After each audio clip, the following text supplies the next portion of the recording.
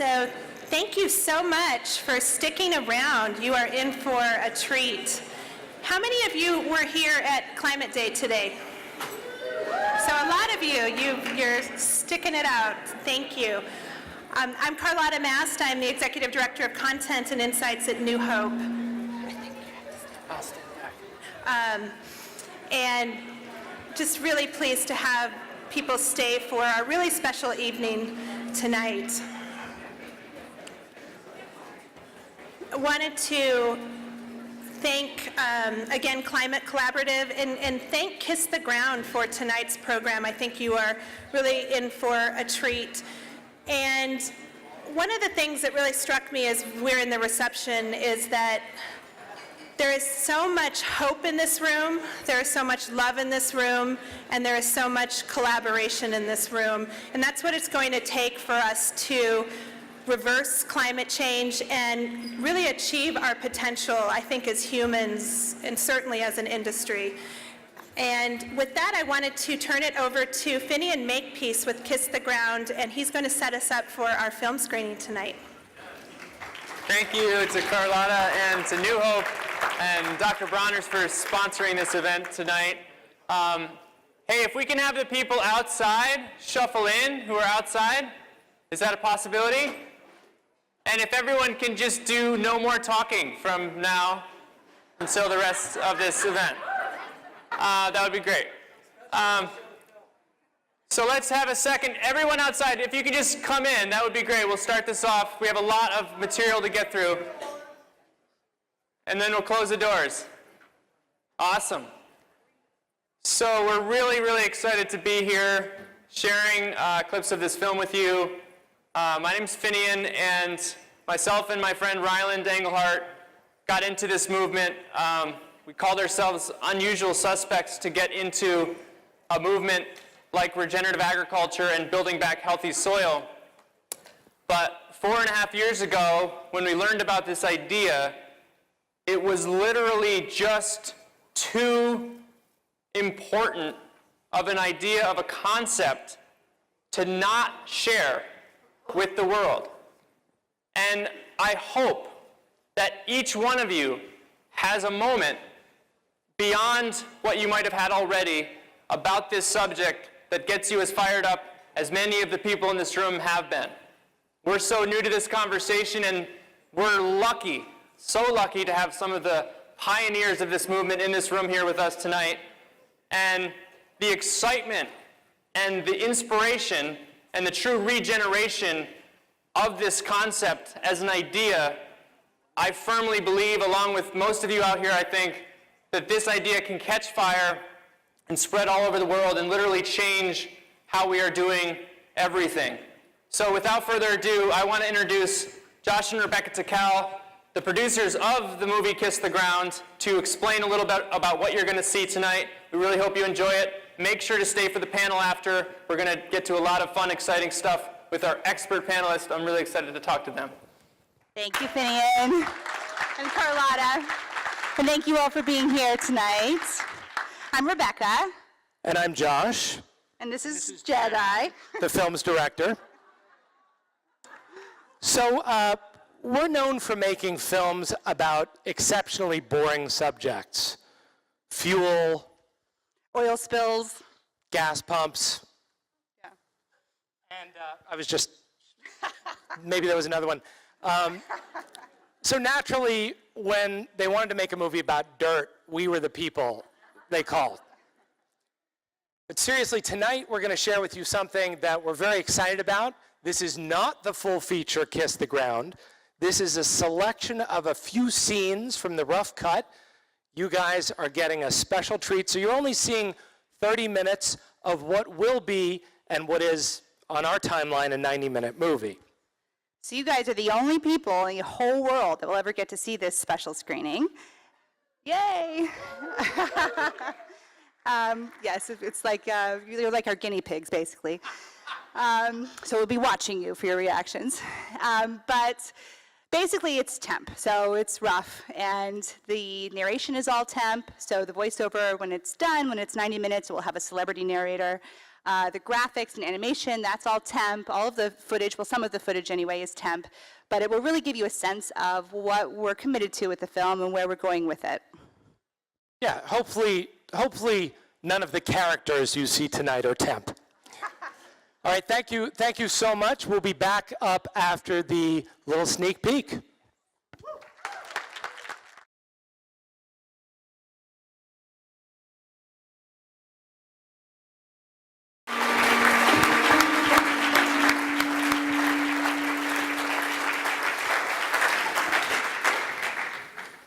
Thank you guys so much. It's super exciting. Now, we know that the real reason we're all here tonight is, there's a panel coming after this, and Patagonia is on the panel. And we know the real reason we're all here tonight is to get the free Patagonia regeneratively grown Kiss the Ground jackets. There's no jacket. Got it. Okay. Then you guys must be here tonight because you're the type of people that really care about the future of our planet.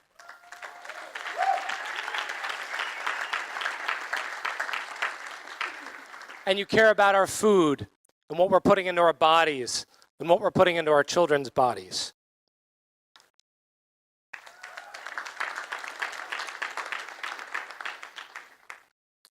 And tonight we wanted to give you an opportunity to get involved in this film and its associated book. Our movies, albeit on maybe the most not interesting subjects, do get seen around the world. They've been translated into 20 languages, been shown in the White House, shortlisted for an Oscar. We've won Sundance with one of our films. They go theatrical around the world. And this film will do all of that and more. We believe that this film will be far more impactful than all of the work that we've done to date combined, because the subject is so prescient, it's so timely, and it's so important. And we didn't make that up. That's just what's happened. And so we really want to invite you guys to get involved. Could we have the slide, please? So under your seat, there is a comment card and a pen. So if you grab that. And there's 4 ways that you can get involved. The first way is with the film. You could invest or sponsor, or you could donate to the film. We're raising $400,000 to complete the film. And then there's also an additional fund after that we'll raise, which is for the P&A and marketing of the film, for the distribution. So that's the first way. Maybe you're out there, our executive producer. Come find me if that's you. Second, you could join our mailing list and help spread the word when the film comes out next year. So if that's you, write that down on your paper. And then secondly, while we are making the film and having babies, Josh also wrote a book. Was that making babies and having a film? Yes, we do them all at once. Anyway, so the book is called Kiss the Ground, and Josh wrote that. And when we actually first started the book, we were wondering who's going to write the foreword for the book. And by the way, the book is about connecting what you put in your mouth and how that's related to climate change and how we can reverse it. And when we reached out to John Mackey to write the foreword for the book, he's the CEO and founder of Whole Foods, he initially passed on the book. And we asked why, and he said, well, he wasn't convinced that what you eat has anything to do with climate change. So he read the book, and after he read the book, not only did he become a believer that what we eat absolutely has to do with climate change and global warming, and that we can reverse it, but he also signed on to write the foreword for the book. So that's the power that this book has, and we invite you to also get involved with the book by either doing a bulk buy. You can get up to 50% off by buying bulk books, and you could buy anywhere from 50 books to 500 books, and the more you buy, the bigger the discount, and that will make a huge difference in getting this book out far and wide. And then also you could join our mailing list. And then there's also another category on your card that says something else. So who knows, maybe you have some other way that you see that you can contribute or help if this is something that you're passionate about and want to help with. Oh, and by the way, we'll collect these at the door on your way out. Yeah, don't scurry away with that card that's going to complete the funding for the movie. We need that card. So I want to say something about Ryland and Finian and Lauren and the amazing work that they have put into the organization Kiss the Ground, because when Ryland gave us a DVD of a gentleman speaking in New Zealand about soil that was shot on a pre-iPhone camera from the back of a room, and he said, "This is the most exciting technology in the world. It's called dirt. And you should make a movie about it." We went, "Oh my, no." And really, when you dig under the surface, it really is the most exciting technology in the world because we didn't create it. And that's what Kiss the Ground means. It is a humbling of us to something that's much greater. And through this process of being involved with Ryland and Lauren and Sarah and Finian and Ray and John Rulak and all of these incredible people. He's out there every day. There's Ray. There he is.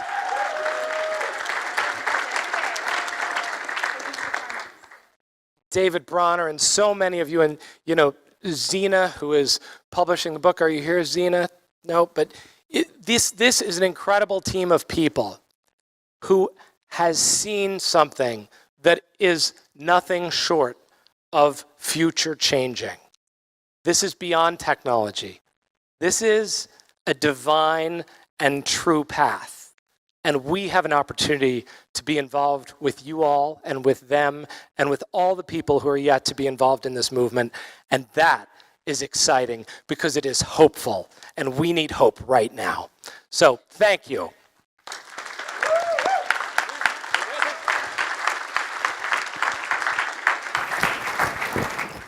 Thank you so much. All right, you all ready for this wonderful panel discussion? Let's give it up one more time for the film. Really, really, really excited. And I'd like to welcome to the stage all the panelists. You guys can take your seat. You guys get to check out this all-star cast we got coming on to the stage here. So you guys just wave your hands when I introduce you, because I'm going to read little introductions here. Tim LaSalle, wave his hand there, former CEO of the Rodale Institute and co-founder of Chico State's Regenerative Ag Initiative. And we have Ray Archuleta, top NRCS field agent and known in the farming community as Ray the Soil Guy. We have Kristen Olson, an award-winning author whose work has been featured in the New York Times, The Oprah Winfrey Show, and many more, and she wrote The Soil Will Save Us. We have David Vetter, an award-winning farmer from Grain Place Foods and has been farming organically since 1974, and they focus on a zero-input farming system. We have David Bronner. David Bronner is the Cosmic Engagement Officer, or CEO, of Dr. Bronner's and a true leader of the natural, organic, and now regenerative movements worldwide. And Rose Macario is the CEO of Patagonia and is leading the company into supplying regeneratively sourced products. And lastly, John Rulak, the CEO of Nativa, who many of you know has used his platform to make major changes in our food system. I'm super pumped about this. So I was fortunate enough to help design this night, and I'm really glad everyone stuck around because this is really exciting. But I got the opportunity to kind of put my dream cast together. And there's many more, of course, but the stage is only so big, so we had to keep it narrowed. So how this is going to work is each of the panelists is going to get 2 personal questions. The first round of questions is going to be related to soil, and the second round of questions is going to be related to converting farms or converting acres. And how it's going to work is they get 2 minutes to respond, and then if someone on the panel wants to rebut their idea or clarify their idea, they get 30-second rebuttal, and it's to the first person who has their hand up to respond to them. So that's how we're going to do it. If one of my Kiss the Ground colleagues can do a timer for 2 minutes to just kind of give us warnings. So that's how it's going to work. So the first question goes out to Tim LaSalle, and is, having been a key part of this movement from the early stages, giving us an insight of how big is this idea really, and what is the newest science telling us about the potential for carbon sequestration through regenerative agriculture. Testing, are we on? Yeah. Okay, thank you. Thank you very much, Finian. It's a delight to be here and to address this and to see that Expo West is dealing with the most critical issue, climate. for all of us on this planet. And in 2008, thank you to the organizers. In 2008, when we put out the paper, Regenerative Organic is the Solution to Climate Change, we were working off data, old data that was sort of sitting on the shelf. And it's what informed me that, wow, there is an opportunity to turn around my three biggest concerns in traveling the world, and that was hunger, water, and climate. Well, we can step that now into a fourth, but we'll come back to that in a minute, and that's soil loss, which, of course, we have about 60 years left, according to FAO. So we have 60 years of soil, 10 years, maybe 7 years left on turning climate around. That's almost a hopeless situation, unless we had a super technology, and it's not soil, it's photosynthesis. But the life in the soil is what takes that and wants to hold it in there. I had the opportunity to present to Vice President Gore at the time. He grabbed onto it. Most soil scientists were pushing back on it. There are much greater experts in soil than I up here, but it certainly educated me. And when I went to work with Howard Buffett in Africa and developed and worked with, he said, Tim, I got you some of the best, worst soils you could ever find. And they were terrible. They were sand. And I said, how am I going to do this? And I limited myself to no input systems. Could aggregate the soil, could build fertility to where the other universities in that research farm, Penn State and University of Missouri, as well as Texas A&M, came over and started to look, how are you doing that? And started to plant cover crops. These high input scientists were going, there's something we can do here. And so not only was I not losing soil, I was sequestering, but creating huge fertility and productivity regimes for smallholder farmers, for the poor. And I just want to make a moment. I don't know if anybody's waving me off on time yet. Yeah. One more place. Good. Cut. Is that 30 seconds? Thank you. Is that Africa, the IPCC said, would be the first continent to suffer climate change. They have. Farmers there used to plant by date. Now they don't know if it's going to be no rain or too much. We went into villages where farmers committed suicide because they couldn't provide for their family. And who are the biggest carbon emitters? Us. And you might say China now, but who buys China's coal fire plant products? Us.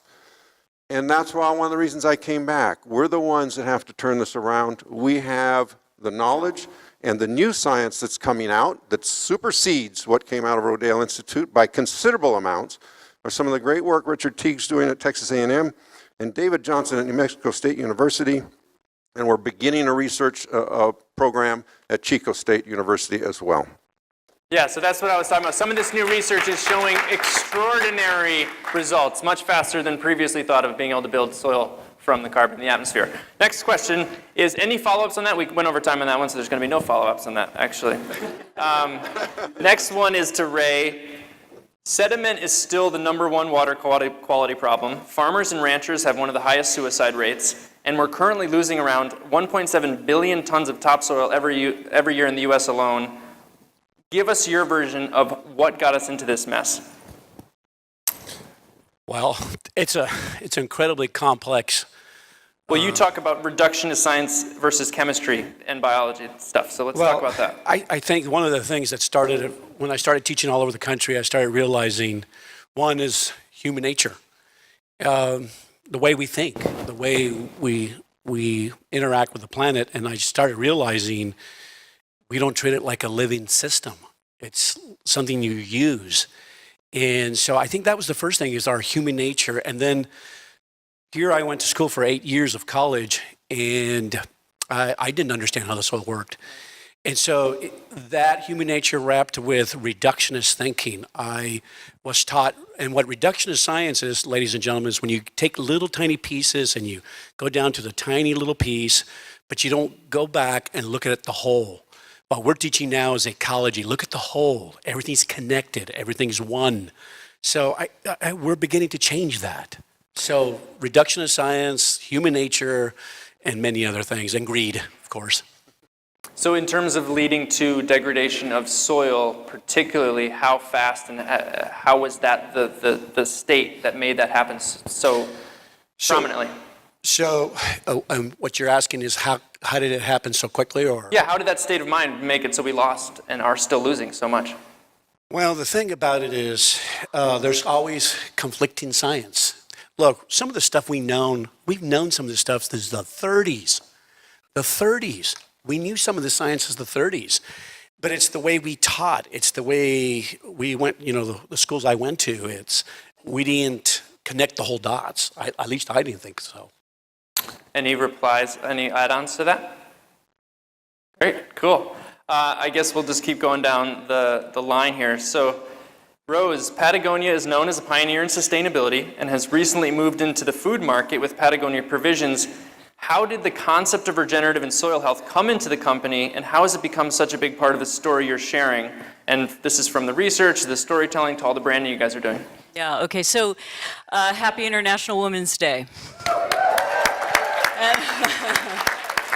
And if you haven't drawn the connection between how the planet is treated and how women are treated around the world, you might think about that connection.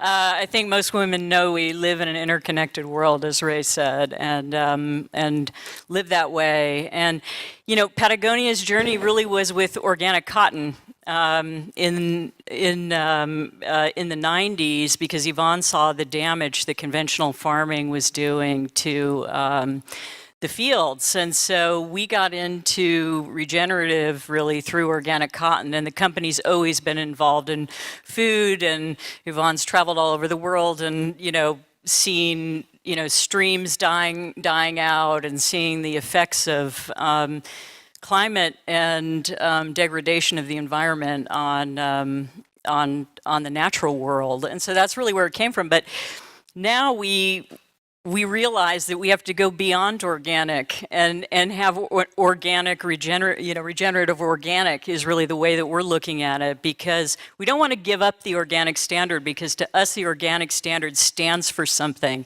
It's a line in the sand, it's a certification.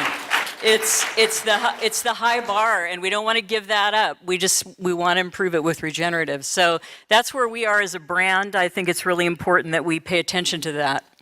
Yeah. And one last thing on, it hasn't been since then that you guys have been talking and promoting it. Can you give us a little bit about promoting it and how that came into the company's like, yeah, we're going to actually promote this? Well, I think it became really clear looking at all the science, and the original research that Rodale did, obviously, and it became really clear that there was a problem with tillage, for sure. Yeah. And that was affecting soil health. And so we needed to go beyond, just an organic standard. But I still feel strongly that we need to maintain the organic standard and add regenerative to it. I know some people feel differently on this panel. Maybe this will be the thing that gets a rebuttal. Any rebuts to that really quick, or Ray? I agree with you, and I think what I teaching all over the country is that some of the most degraded farms I saw were organic farms. And it's not just organic. I want us to think more kind of integrity farming, ecological farming. See, because what people are paying for is your integrity.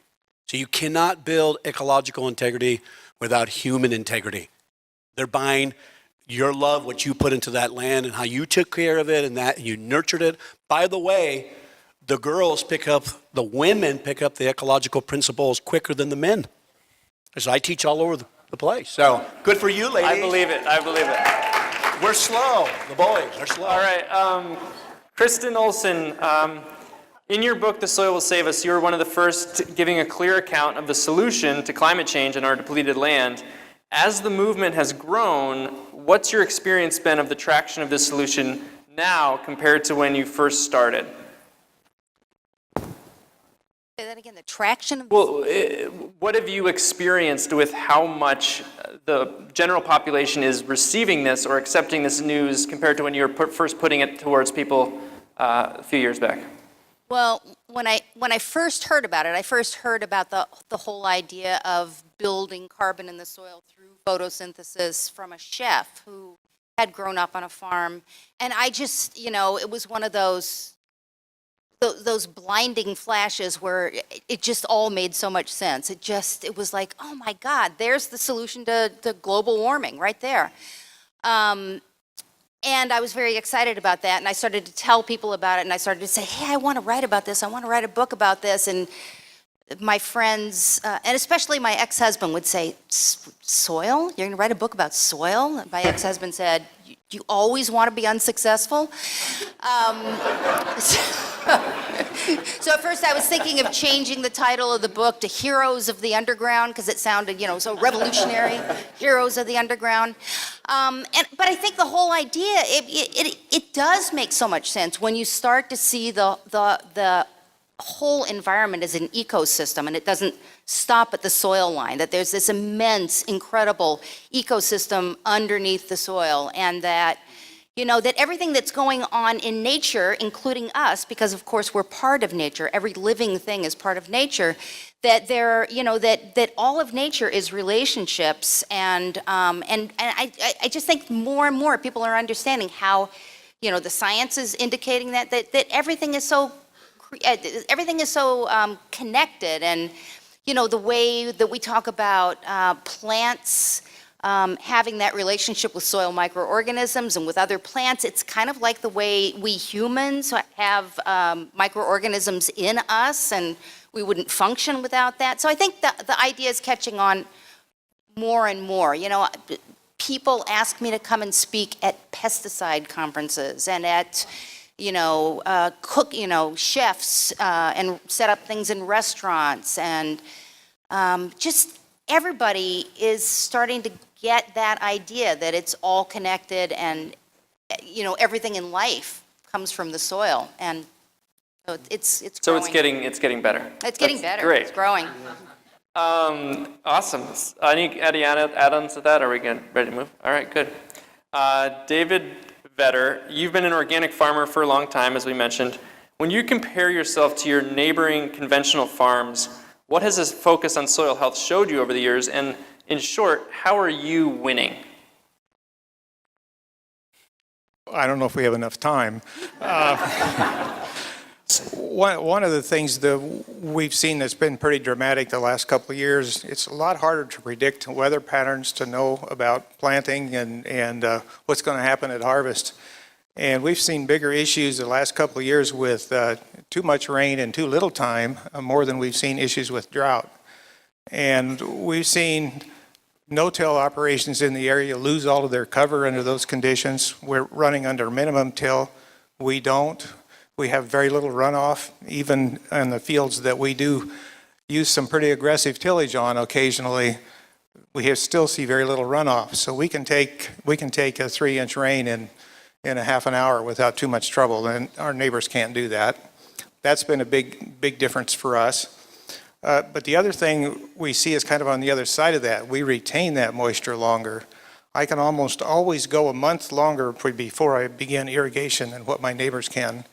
And we're pretty irrigation dependent in our area in central Nebraska. If we're gonna raise enough crop to pay the property tax, we've got to be a little more aggressive than you might have to be in some other locations. But so that's an issue, and I think we really have an advantage there. And I think more consistently, we have an advantage in the final product quality that we produce. Awesome. And have you seen any response?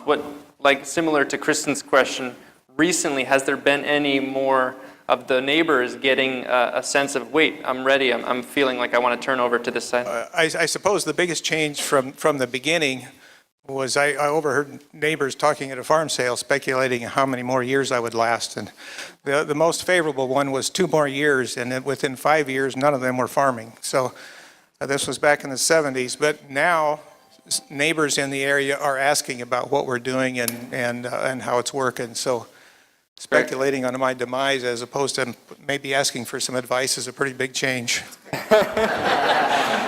Great. Was there a reply, or you're up anyway? Do you want to reply to that first? Okay, go first. Yeah. Well, okay. I mean, I visited David a few months ago. Just want to, just to kind of what Rose was saying. I mean, and David has a saying, do you want to farm by the letter or by the spirit of organic? And I think there's, when Rose says, what is regenerative? We switch mics? You switch mics? No, I probably just need to talk like this. Can you hear me? Okay. Yeah, are you going to farm by the spirit or by the letter of organic? And what David's doing, he hasn't imported any off-farm fertility for 30 years. He's generating all his fertility on his own farm. This is through regenerative techniques, what we saw in the film, cover cropping, rotational grazing, just real artist with his crop rotations. And unfortunately, way too many organic operations are just basically relying on CAFO animal manures, leaving ground bare, and just kind of farming to the letter, but not to the regenerative spirit of organic. And I think that's what we need to really take to this next level. So I think I can speak for probably most people in this room as experiencing David and Dr. Brown, her whole company, as being on the front lines of so many progressive issues, at least in my lifetime since I can remember. Why did the concept of regenerative agriculture hit you so hard, and what is it about the idea that's so unique compared to anything else that you've been involved in? Yeah, I think it was say I didn't go to Burning Man 2 burns ago. We're moving our daughter into college, and went to, I might as well go to Soil Not Oil that John's been getting after me to go to. And I kind of heard all about the claims about how we can sequester huge amounts of atmospheric carbon in soil, but it hadn't really kind of crystallized for me. I was a huge proponent of organic for a lot of all the ecosystem, the healthy ecosystem services it provides as far as cleaning water and not poisoning waterways and providing healthy food. But at Soil Not Oil, I just really understood the science as Josh and Rebecca has just so clearly showed that everything is made of carbon, and plants bring that carbon down in and then exude 20 to 40% of that carbon dioxide in the form of carbohydrates into the microbiome of the soil. And just really understanding the whole processes of soil and just how industrial agriculture had completely disrupted this natural soil forming process, and that up to a third of excess atmospheric carbon is from mismanaged soils, from depleted, mismanaged soils on our farm and range land, and deforestation caused by agriculture, and just really understanding just that the magnitude of the problem is also the solution. That soil is the largest land-based sink for carbon, and yes, we should reforest and restore wetlands, but like as Paul Hawken demonstrated, agriculture, whether it's ag forestry or regenerative agriculture or silvopasture, it's all kind of under the regenerative ag rubric. This is like the number one strategy of, we have 1/3 of the Earth's surface under our management. If we manage this correctly, we can draw down that atmospheric carbon and sequester it back where it came from. So basically, it's too good of information to not get really excited about. So just to let you know what your next question is, it's very similar. I didn't know you guys were going to be sitting right next to each other, but you can reply to that. But can I give you your question first? So again, we know John Rulak from Nutiva using his platform to move the needle on so many things in the food space. And he was one of the first CEOs that really got into this, and was an impetus for the film Kiss the Ground that's being made now, was actually the one who said, hey, let's do this first, and got really excited about it. So I want you to go into your experience of getting this information and why it took such a big part, and you started this event called Soil Not Oil now, where David Bronner learned about this. So give us a little bit about your experience as a company owner saying, wait, this is the new big thing. First, I wanted to say that one of the things that was so impressed about David when he came to Soil Not Oil, learned about it, and my friend Ryland visited David, and he said he had like 30 books on regenerative agriculture, on his bedstand and looking at it. And like David was one of the people that I looked at a couple years ago. If we can get David Bronner and Dr. Bronner's aligned on this, because of his, we've worked together on suing the DEA and we've been down many paths, and he's really doing a lot of good work. I'm working on a project in the Philippines about SRI rice, and we've been supporting this one rice farmer. I called up David, and he's just totally, with a grant there, really shifting things. So I really, really appreciate David's work. So on your side, just a little bit of the experience of being one of the first companies that was getting, and CEOs who was getting behind this and pushing it directly as matter of fact of what it was. Well, about 3 years ago, I had this wild idea that I could infect the natural food industry with this concept that soil could be a solution to climate change. And 3 years ago, I'd walk around thinking that I was like I'd lost my mind. It's like, how can this be? We're in the organic food world, organic food industry, and climate change is this huge problem, and no one's talking about it. I was like, did I like lose my mind? But now we can see I think we've gained some momentum, and this event today shows that. Awesome. So everybody's playing really nice. We've had no rebuttals so far. And we're moving on to the next questions. Guys, you just feel free to jump and argue with each other. It's part of the fun here. I disagree with that, Finian. So the next question is more about regenerative conversion. Again, back to Tim. Tim LaSalle, who's working with Chico State, formerly with Rodale, just helped develop the working definition for what regenerative agriculture means. Again, it's working definition, but they've done amazing work on it. And for the audience, I know this was brought up earlier in Climate Day, so this is an opportunity. The audience is curious, or at least some people were before, of someone explaining how regenerative doesn't just mean organic, and how would you explain to a complete novice what are the major differences for someone to know who's new to the subject?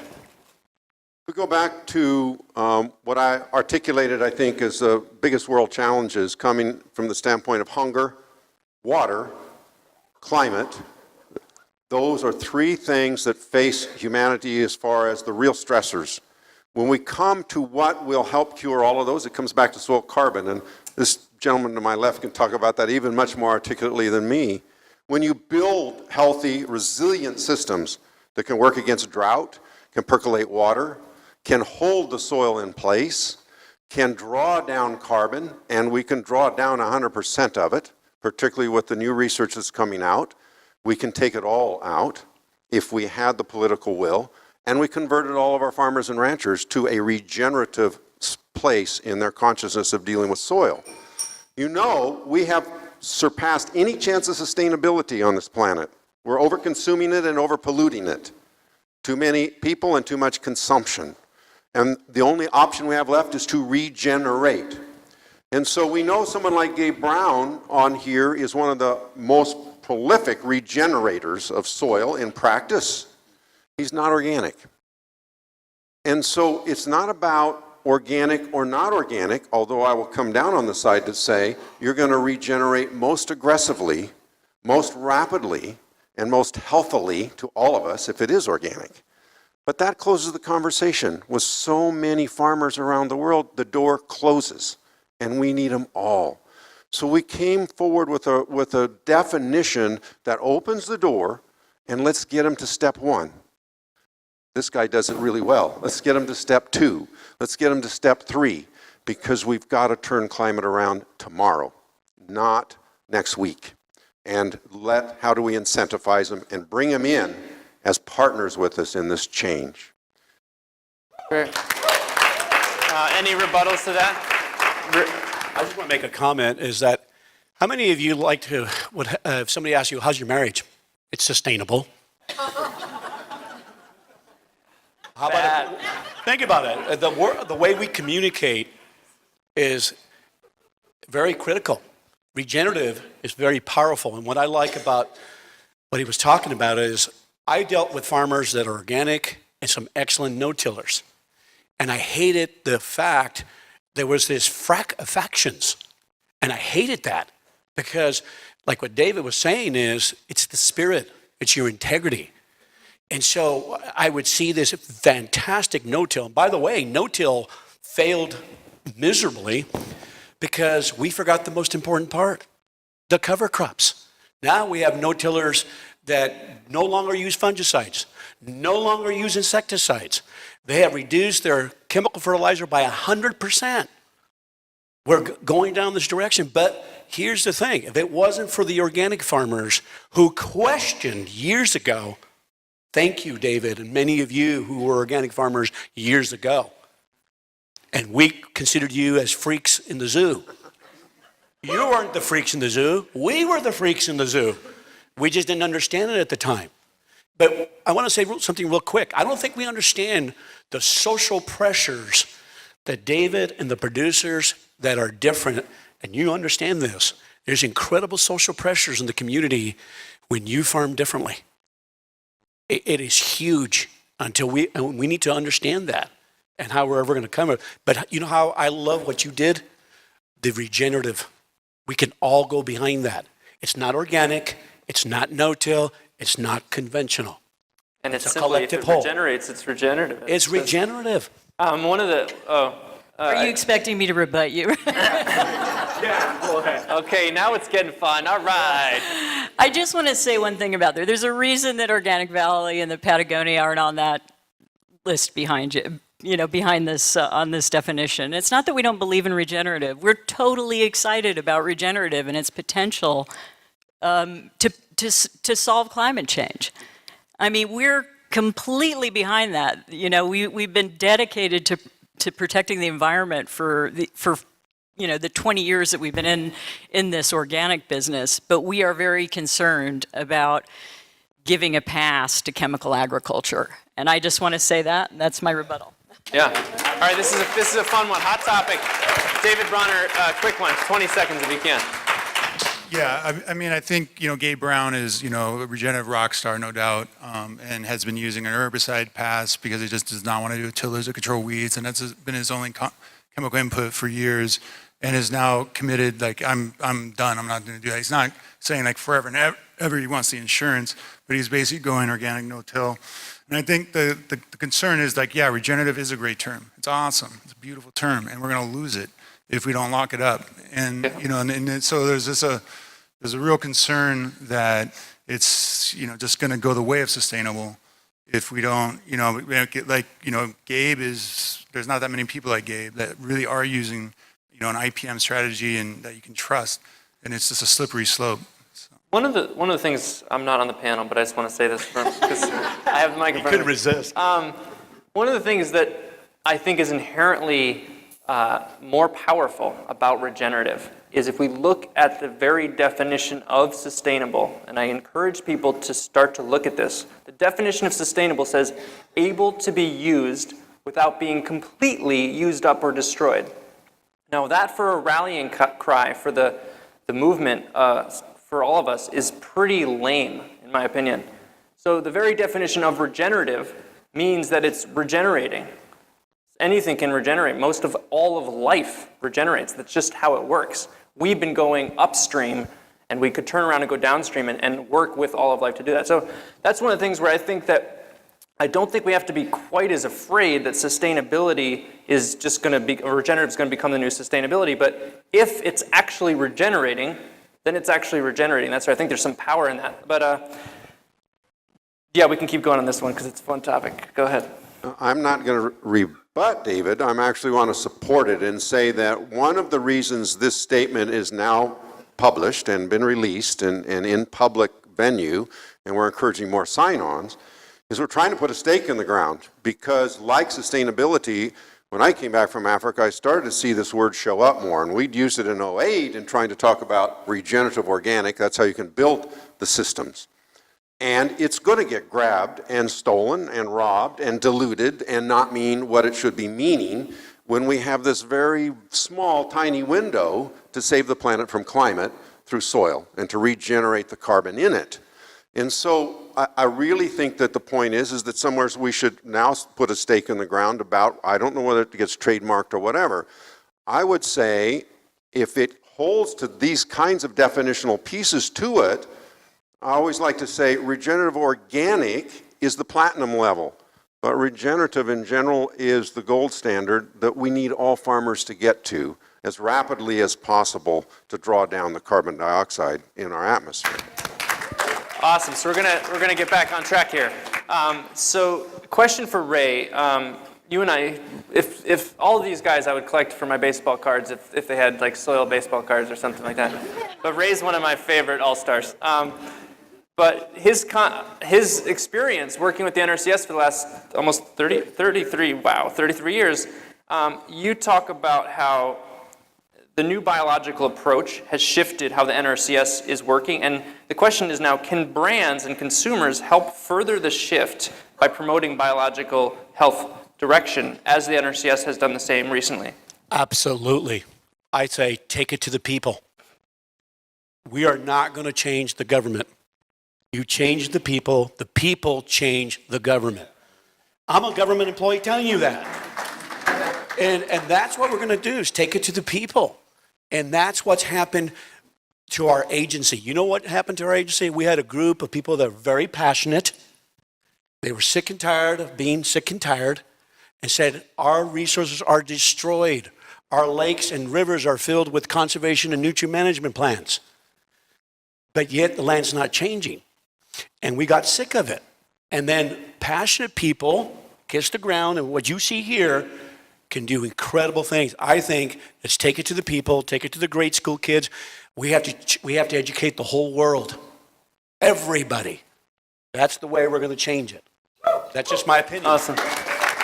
Question for Rose. How does a company benefit, or what are the motivations for being at the front of the regenerative ag movement, and how have the reactions been from your customer base? Have you guys seen an effect of using this branding? And can you see that for other brands? Well, it's really more about doing the right thing. I don't think it's a branding exercise. And you know, anytime we've done the right thing for the environment, we do well. And that includes decisions like this. But I think this is a complicated issue, and I think we can't boil it down to just, well, there's going to be one thing to save the world. I think we have to look at the complicated nature of this issue and the systems that exist right now, the conventional systems. And I think it's exciting. I think the film will do a lot towards education on the issue. Well, I just want to, there's the new phrase out, it's fix the problems and tell the stories instead of just marketing, which a lot of people are doing, and you guys are doing a wonderful job of actually doing the research, fixing the problem, and then telling the story instead of just spending random marketing dollars. So I just want to say about that, the thing for us has always been going as deep into the supply chain as we can. And I think this is an example of that, you know, and it's what you know, farmers need to do. It's what anybody who's a consumer who buys a product needs to do. They need to make choices with their dollars. awesome, thank you so much. And a similar note for Kristen, as a storyteller, how important is it to get companies to share this story of what impact you see that in changing the whole food economy? If, for example, all of the companies in this room started to share this story, even if they were saying, we're not there yet, but just sharing the story, how much of an impact do you think that would have on the food economy? Oh, I think story is incredibly important. You know, I think that there's actually a lot of research saying that people are not convinced to make a change because of statistics and numbers and charts, although, you know, some people are. But what convinces people to change is when they sort of understand the narrative, the bigger picture of what's going on. And I think it's just, it's great now because, I mean, it's sort of everything is converging. The science, the practice, the farmers who are doing these different practices, all that stuff is converging to make a very complete picture. And for me as a writer, I really try to come up with images, images that compel people. And I think that's really powerful too. Thank you. Question for David Vetter. Giving us an example of real life on the ground, if there were more consumers and companies demanding regeneratively sourced or regenerative organically sourced products, how much easier would that be for new farmers, for converting farmers? Well, with conventional market prices like they are right now, you can imagine we get a lot more questions than we did when that corn was selling for $7.50 a bushel. So. But that's a question. Is there a market there? Is there a steady market? I think development in things like we saw in the film, where we tried to include more of that rotation that makes the regenerative system work in the diet and on the plate, would make some difference to help see that pull through that makes the whole system work. Right now, a lot of organic growers have to rely on a crop or two or three to carry the rest of them. So that makes a big difference. So that would be a really important piece, I think. Awesome. And David, a sort of similar question for you. Excuse me, sorry. But back to our original subject here. you've been working to make sure the concept of regenerative keeps its integrity, going back to what we were just talking about, from everything from including analyzing whole supply chains, which Rose just mentioned, Patagonia is also doing, to looking at the funding gaps for infrastructure. Give us your reason for why it's so important for companies like yours and people like you to actually find out how a company would source all the way through and make sure it's pure, 100% regenerative. Yeah, well, I think definitely that's one of the one of the gifts we can give. I mean, having got after our supply chains, primarily coconut oil, palm oil, and have worked closely with farmer projects in Sri Lanka and Ghana, India, and now Samoa.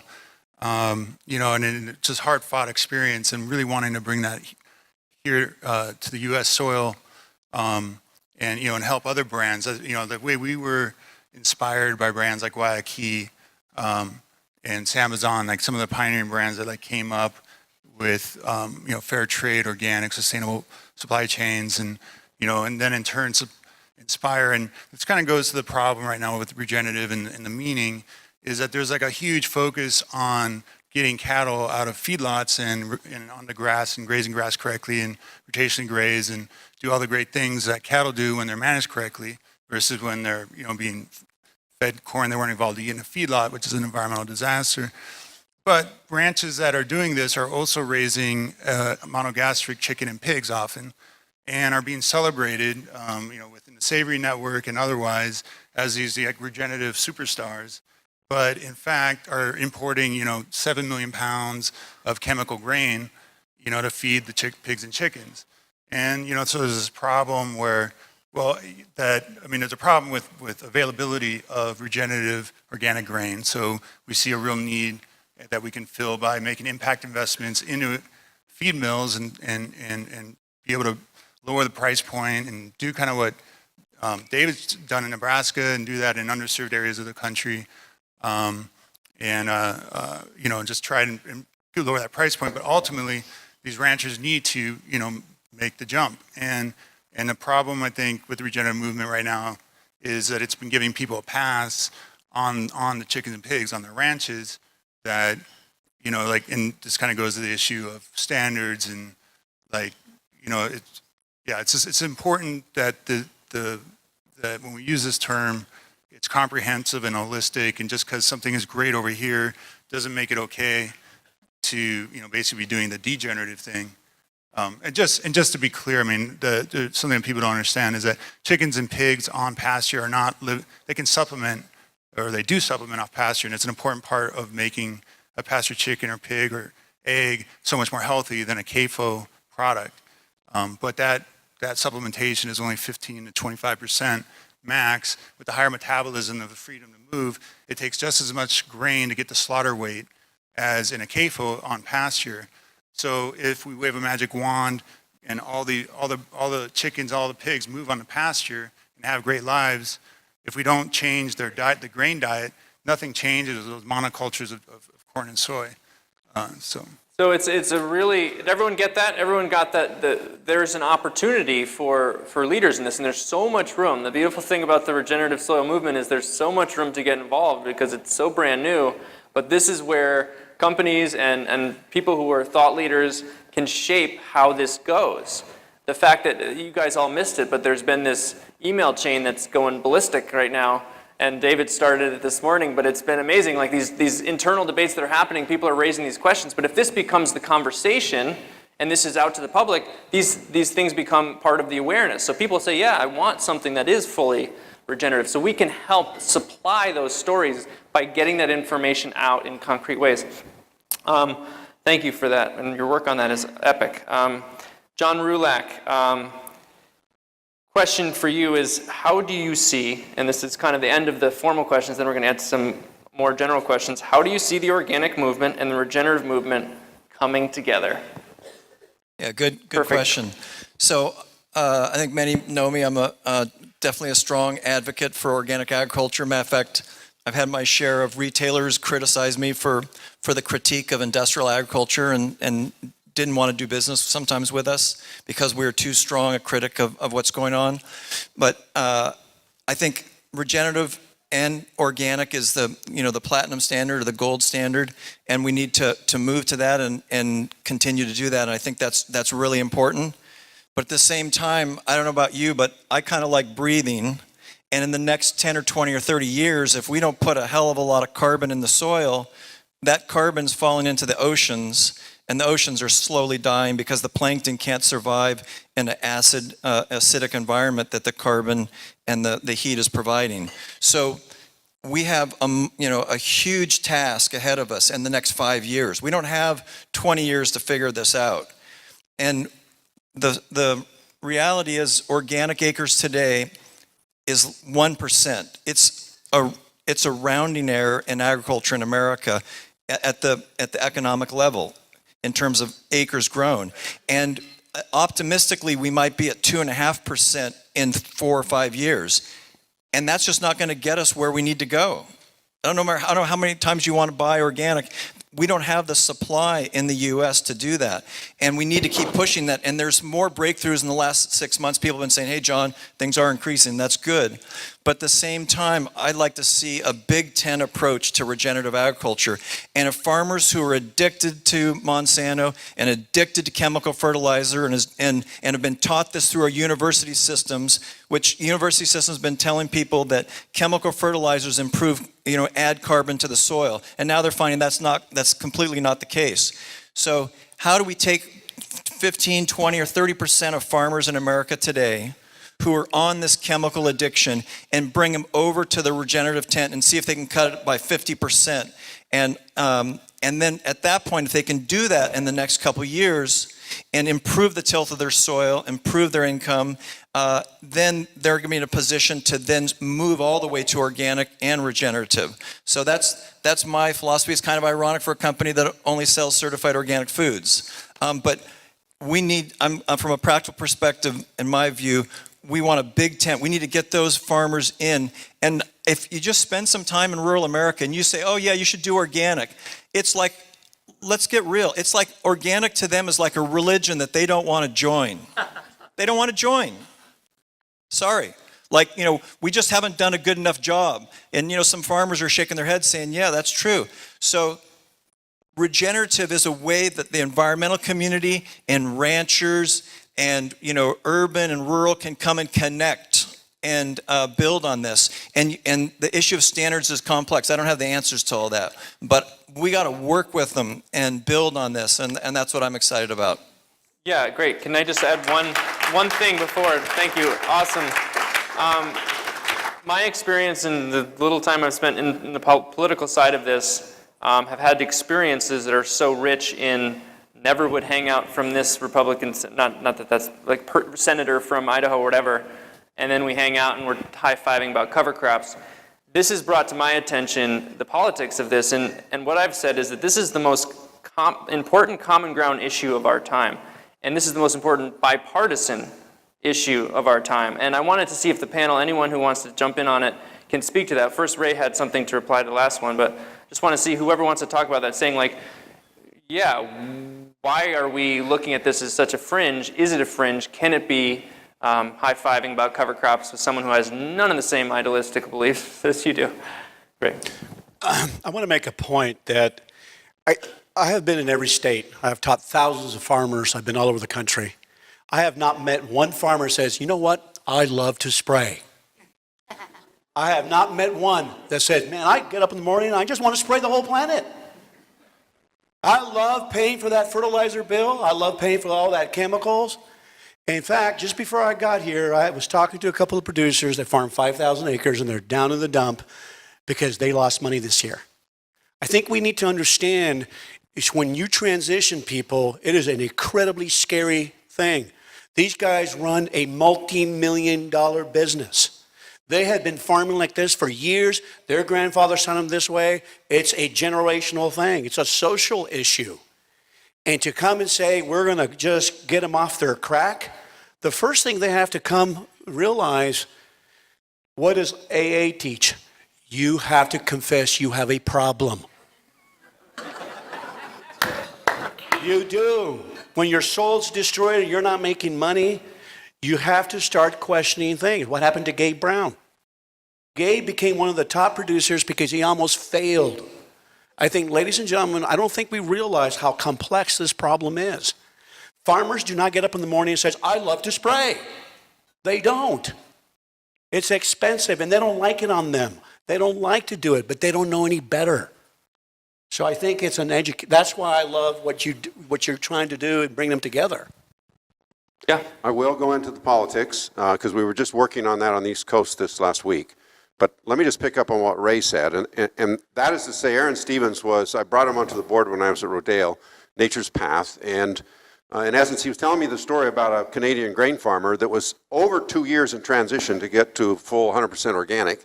And he dropped out of the program. And Aaron Stevens says, why did you quit? And he said, well, I went to the coffee shop and my neighbor farmer said, you have some weeds in your field. And this peer pressure that you talked about earlier, it's huge. And you see that, David, in your territories in Nebraska. It is huge. We all suffer the peer pressure thing. Few of us are blind enough that we can go about and just stand up and say, I'll take the hit, forget it. But, I'm going to step out on a limb because it really, really matters. And this really matters. The Carbon Underground in Chico State that co-joined in writing this out and taking lots of feedback on trying to establish some definition on regenerative agriculture, we just co-joined and did some work on the East Coast with the state of Maryland, who had a goal to go to a carbon neutral state. They can't do it without working with soil. And we had the governor's cabinet there that we were working with, and they were open to this discussion. Now they're getting a lot of farmer pushback because they're worried about this transition. That puts us at risk. Well, I could fail. Well, I don't know if it's going to work. But here's where policy could start to match demand, and where I used to go into DC and say, we've got to incentivize change for farmers because farmers need to be supported. This is more than scary. It could bankrupt them. And so, in fact, if we don't, the market obviously hasn't changed the system. The organic incentive hasn't been enough. As John was just saying, it's still 1% of the acreage. It hasn't been enough to convert the farmers. And I always use my dad in my own head as how could I get him to convert to organic on his farm? And I always had to just fall back and say, don't give him any more farm subsidies except pay him for carbon. And he'd go, how do I do that? Carbon farm plants. You would get the chemicals out, and that's how you would make the change. That's where we have to get off the dime, even with the current administration that may be in climate denial. It's back to what Ray said. The people are the government, and we're the ones that are going to have to make the change. We have to engage this thing, all of us, every one of us. Did you want to go? I just want to say one thing about that, which is that, we've done a lot of investing in infrastructure to create infrastructure. I think there also needs to be a change in subsidies, right? We've talked about that. That's a real economic problem. I'm just talking about how do you knock down the economic barriers. The financial barriers in terms of how crop insurance works, how Thank you for saying yes, how funding, how these farmers can get transitional funding. And when I talk about transitional, I'm talking to transitional to organic regenerative. But, those are the big intractable problems that we need to solve. And what worries me about just sort of like having an overlaid standard that doesn't have a backed up certification behind it, that doesn't have that kind of early adopter force behind it, is that then you just have a generic standard that people can kind of use as they will. And we have seen that in the organic standard for cotton. And it's very concerning to us because we're seeing this BCI initiative, which is basically has a little bit better social stuff, has a little bit better, less chemicals, but it's still the low bar for these brands. And so they sign up for the low bar, and we don't want the low bar. If we're going to have a world to live in, we want the high bar. Thank you so much. I have one little thing to say about that. As you're leaving, we have a clipboard in the back that we are signing right here, that we're sending a letter to the ag committees for the Senate and the House that's going for the Farm Bill for crop insurance, making sure that things like cover crop and no-till and all these other practices are available for crop insurance, because right now it's really hard for farmers to get commitment that they can get the crop insurance. So please sign that, give us your information so we can put your company on that thing that's going to be going out at the end of March to the ag committees for the House and the Senate. So make sure you sign that in the back of the room. More comments about this, a couple more, and then we got to wrap up because it's getting time, but better first, yeah. Go ahead, David. Okay, I'd just like to make a couple of comments in response to Ray about the number of people that participate or those that don't. My dad, from working even from the mid-50s trying to recruit farmers, has always said that we'd have twice as many if we could get the right fathers and the right sons together. And that's been a real barrier to converting farmland or an agreeable landlord if you're a renter. So there's more than one mind to change in making that, and that's difficult. And farm program makes that more difficult. I think one thing we need to, when we walk away, we need to realize a majority of our land that's being destroyed is rented land. Majority of the land is rented. It's not, the farmers don't own it. They rent it. And so where are the landowners? And we need to educate them. We need to get a hold of them. And so luckily for us, we've been working our magic that this, like Jean Ailes from Iowa, she's educating the women. The women live longer and they still own the land. So if we teach the ladies about soil health, that's another way that they can come and question, well, why are you doing so much tillage and not enough cover crops? So there's ways we can do this. We're also seeing that more and more women that are owning land are insisting on a more holistic approach to management. If you want to rent from me, and that's a great thing to see. One more comment, then we're going to take one question from the audience just because it was asked, but nobody else gets to do it. And then we're going to close up because it's getting late and there's after party to get to for this event. But let's one more comment you had over there. Sure. Yeah, just, I think regenerative has like a real potential to heal organic of its failings. There's a few ideas. Like organic was supposed to address farm worker conditions and wages. It was supposed to deal with animal welfare more than it does. And then like issues like feed, like so much feed is imported, and just like put a requirement on the regenerative level, 50% of your feed has to be domestic. I mean, there's just real opportunities to kind of fix and, make organic what it's supposed to be. And then, I totally appreciate that we need a bigger approach. I think we just need to be very careful to distinguish so that that lower bar approach is not conflated with the higher bar. And, that higher bar approach is going to be sequestering that much more carbon. It's not going to be using, the petrochemical inputs that are going to be, subtracting from that net carbon sequestration. So we just have to make sure that we have a good tiered system and approach. Cool, we're going to do one question and then we're going to go over to Lauren. What's your question?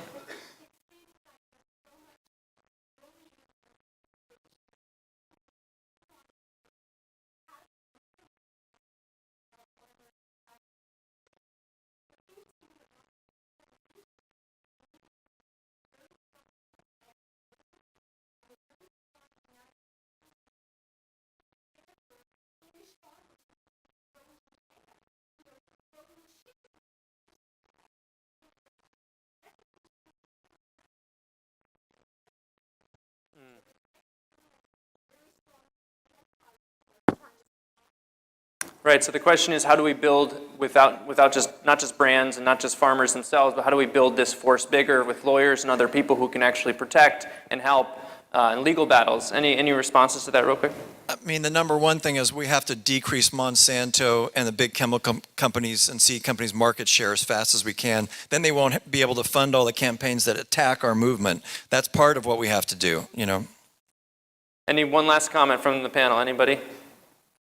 Yeah. I have one, and that's to say we do need to incentivize this change. There's no question. There's multiple ways to do that, and markets are one of them, and they help drive this. There's no question about that. Education, where we have tremendous educators like Ray, are crucial in this component. I think we do need, without question, a strong effort towards policy. I don't know how we're going to make a shift in time unless there's a real policy support. And we need continued research, and that's why I go back to Richard Teague at Texas to Johnson, David Johnson, New Mexico State. Look them up. These are crucial. And Chico State, and there's some pamphlets on the back with Chico State that's getting started in the research, because we have to be able to show the farmers how they can make this jump and make it rapidly. So that has to move forward. And I encourage you to give your time, treasure, and talent to all of this in any way you can. And thank you for the work that you're doing. Thank you so much. Thank you very much. And ladies and gentlemen, this is Lauren Tucker. She's the executive director of Kiss the Ground, and she wants to just share with you the conclusion of the night and how you can start to work with this movement to make these shifts, because as we've mentioned, this is one of the best and most important opportunities we have. So Lauren Tucker. First, I want to thank our incredible panelists and our documentary filmmakers. What an incredible night. Thank you for being here.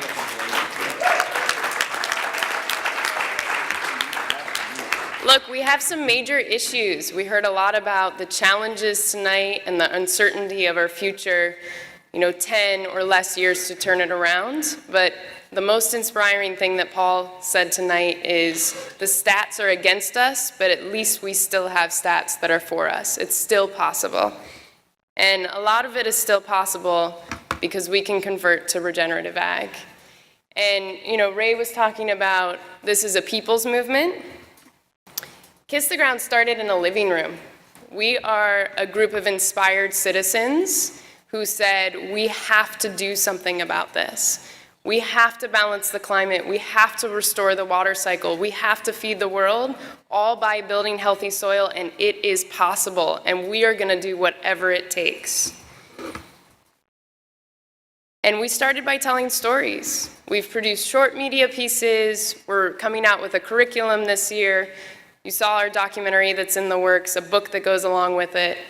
And now we're also releasing a Converting Acres program, a program that we'd invite any brand in this room to come talk to us about and see how they can get involved. But more importantly, I'd love to leave you this night.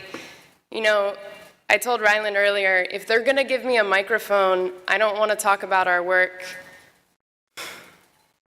The reality is the power in this room and the potential in this room for each and every one of you to do what it takes to make a difference, to commit to regenerative agriculture, to look deeply at your supply chain, to engage your customers in what our world could be. We have the power to do this. And all we have to do is wake up every day and continue to inspire everyone around us. It is totally possible. Thank you so much for being here tonight.